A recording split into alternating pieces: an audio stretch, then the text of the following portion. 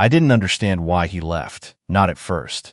People in the valley talked about him like he was part of the land itself. Quiet, distant, and unmoving. The kind of man who built his life in solitude and never looked back. They said he had lived alone in that cabin for years, high up near the edge of the forest, where the mountains began.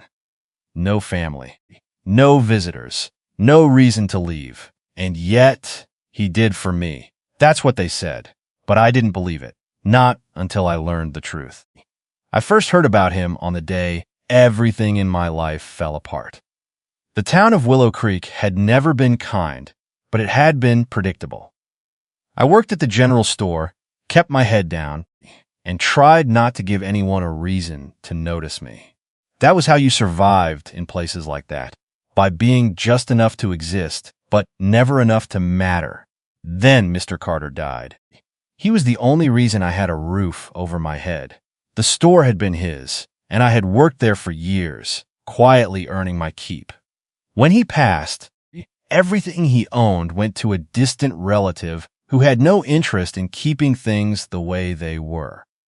"You've got 2 days," the man told me, not unkindly, but without care. "I'm selling the place. 2 days. To find a home, a job, a future. It might as well have been nothing. By the second night, I had nowhere left to go. The sky was dark, the wind cold, and the streets felt emptier than they ever had before. I sat on the steps outside the closed store, my small bag beside me, trying to figure out what came next. "That place is taken, you know." The voice startled me. I looked up to see Mrs. Hargrove standing nearby, her arms crossed, her expression unreadable. "I'll be gone by morning," I said quickly. She studied me for a moment before speaking again. "You could go up the ridge."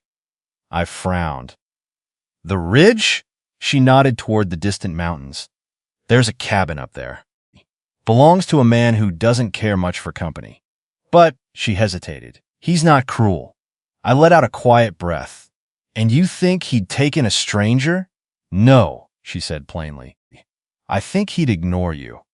It wasn't much, but it was something. The climb was harder than I expected. The path was narrow and uneven, winding through trees that grew thicker the higher I went. My legs ached, my hands trembled from the cold, and more than once I wondered if I had made a mistake. But turning back wasn't an option. When I finally reached the cabin, the sun was just beginning to rise. It was smaller than I imagined. Simple. Quiet. Smoke rose faintly from the chimney. Someone was home. I stood there for a long moment, gathering what little courage I had left, before knocking. No answer. I knocked again. Still nothing. I was about to turn away when the door opened. He stood there, tall, broad-shouldered, his expression unreadable. For a moment, neither of us spoke. Then he said, "You're a long way from town." His voice was deep, calm, and carried no warmth, but no anger either. I needed somewhere to go," I replied. He studied me briefly, then stepped aside. "Come in." That was the beginning, not of love, not of anything grand or certain, just a place to stay. His name was Elias. I learned that slowly, the same way I learned everything about him, piece by piece, over time. He didn't ask many questions, and I didn't offer many answers. We existed in a quiet understanding.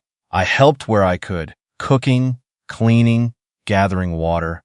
He worked outside, fixing what needed fixing, tending to things I didn't yet understand. Days passed in silence.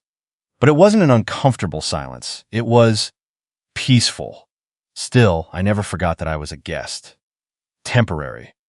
Uncertain, and he never said otherwise. One evening, as we sat across from each other near the fire, I finally asked the question that had been on my mind. "Why did you let me stay?"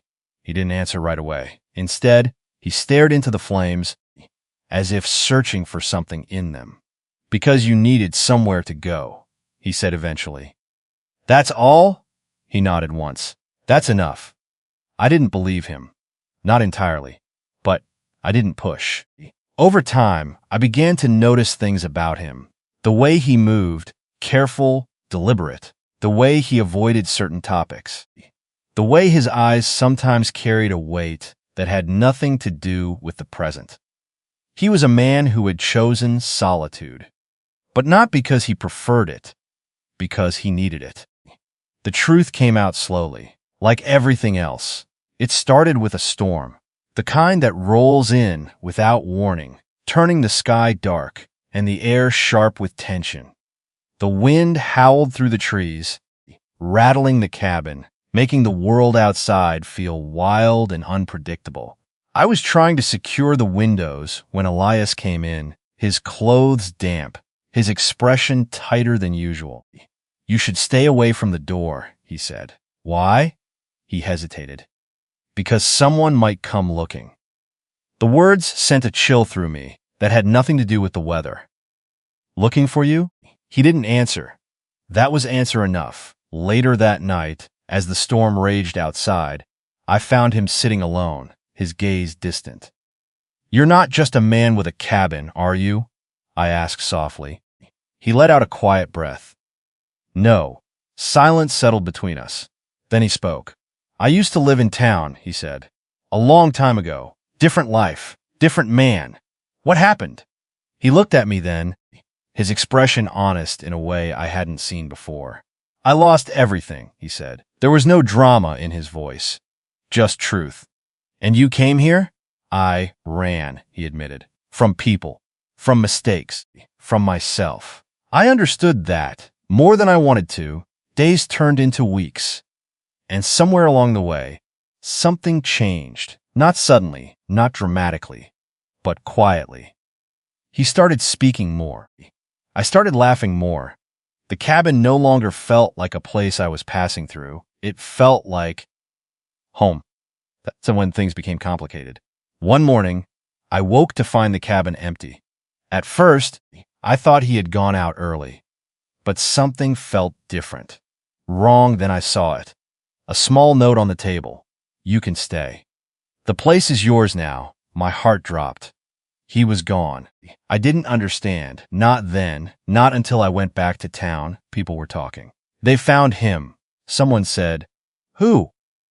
"That man from the ridge. Elias." My chest tightened. "What happened?" "They say he turned himself in," another replied. Something about his past catching up with him. That's when I realized the truth. He hadn't left because he wanted to. He left for me. To protect me. To give me something safe. To make sure I didn't get caught in whatever life he had left behind. I stood there, the noise of the town fading around me, one thought repeating in my mind. He left the cabin, just for me. And for the first time since I met him, AP knew what I had to do. I wasn't going to let him face it alone. Because, sometimes, the person who gives you a home becomes your home.